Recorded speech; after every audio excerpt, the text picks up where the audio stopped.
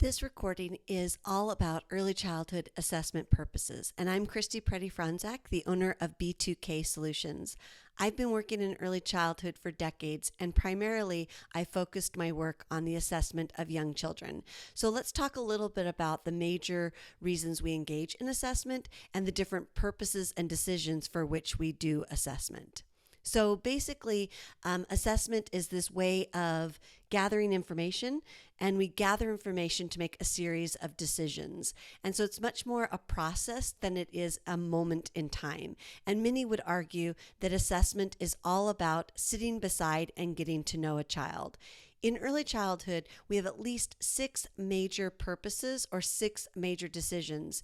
It seems over time those decisions have grown. There are more decisions that need to be made. There are more reasons we engage in assessment. However, the literature is pretty consistent in looking at these 6 broad areas. And we'll talk about each and then talk a little bit about some of the nuances within each purpose. So we have developmental and behavioral screening, which we'll talk about next, is not to be confused with universal screening.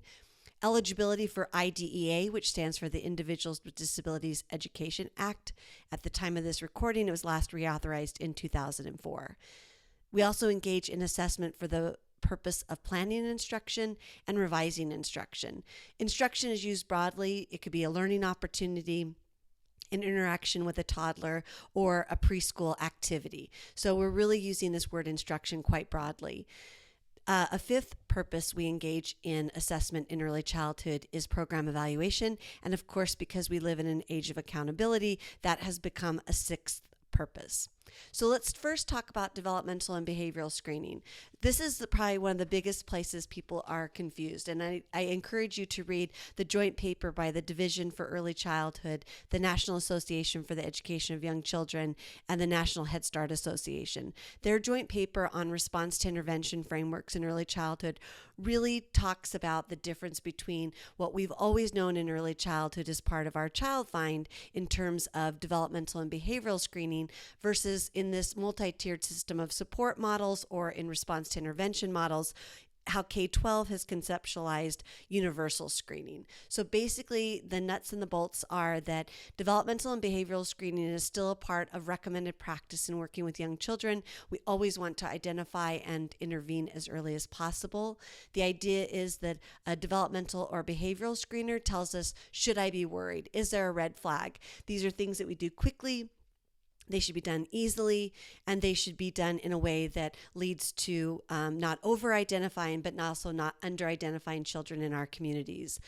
On the flip side, universal screening, which sounds an awful lot alike because they have a similar name, which is screening, is really designed to determine if children who are already receiving services, children who are already receiving instruction, how are they doing? So it's a thermometer, a check-in, a temperature check, right? We want to see how kids are doing, and in general, we want to compare them to what is an expectation at a given point.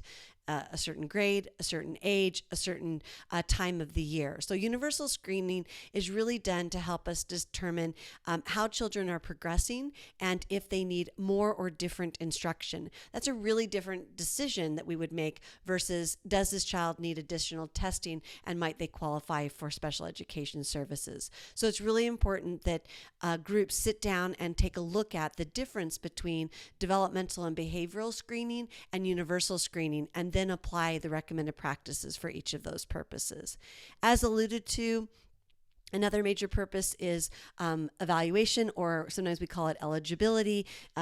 This is where we really talk about, is a child struggling to the point where we think that they may qualify in a given state as a child with a disability or a child with some sort of delay or disorder. And so this is part of our federal requirements in the United States, again, under the Individuals with Disabilities Education Act, where we really look thoroughly at a child's development in the context of their family and community to determine if they qualify for services. Again, very different decisions than the 2 we just talked about before around screening. This is really trying to make a decision of the nature or severity of a problem that has been identified, and then we can decide if a child qualifies for under IDEA.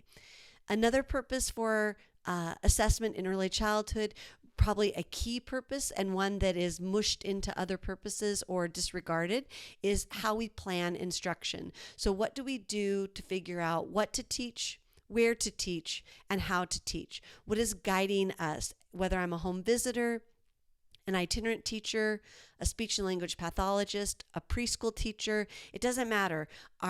If I'm serving a child under any circumstances in a childcare, I'm a mom, I'm a preschool teacher that's got an inclusive classroom, I need to make decisions about what to teach, where to teach, and how to teach. And these things should not be dictated by state policies or local norms or expectations that are outside the cultural realm of the children that I serve. I really need to use my assessment information. And then, of course, we've seen different types of cycles and ways to think of this as an iterative process. This instruction that we deliver isn't static. And so we really want to think about how is it in an ongoing way that we revise instruction? How are we looking over time to see that children are thriving? How are we changing what we do in terms of what we teach, when we teach, where we teach, what we teach with, and of course, how we teach? The fifth purpose of assessment is this notion of program evaluation. This can be really complicated as well because we might look at an individual child and look at their data to help us know how a program is if they're effective, if they're meeting their mission, if they're meeting their desired goals. We might look at groups of children. So we might aggregate data and look at a class, or we might look at a district, or we might even look at an entire state. So we look at the child's performance on key indicators. We might also look at the environment in which the child is receiving instruction to see if there is a quality environment in terms of the physical and social environment. We might look at how teams function. We might look at how instruction is delivered. We might look at how satisfied members of the community are with the program. More and more people might be looking at kindergarten readiness to determine the quality of programming. So this can become very complicated and takes a lot of skilled effort to engage in program evaluation that produces data that are trustworthy and that can be used to make decisions. The last major purpose of early childhood assessment is this one called accountability. And so we've seen these phrases before: quality rating, race to the top. We know that there are different agencies. If you work for Head Start, you might know that there are lots of different rules that need to be followed, ways that you need to be held accountable for the services that you're providing. And so regardless of where the pressure comes from, whether it be a federal agency, a state agency, or even just stakeholders in terms of taxpayers, we do live in an age of accountability where we need to make sure that we are meeting the standards set forth, that we are giving every child and every family an opportunity to thrive. But again, as with program evaluation, this is quite complicated and the stakes can be quite high. So we need to be very careful that we don't start mixing the tools that we use for one purpose for these purposes. It's sort of a little bit new still in our field of early childhood. We're still trying to find our way, and oftentimes we might pull from K-12 or we might use existing tools and try to adapt them in some way to meet our needs or to meet the pressures under accountability.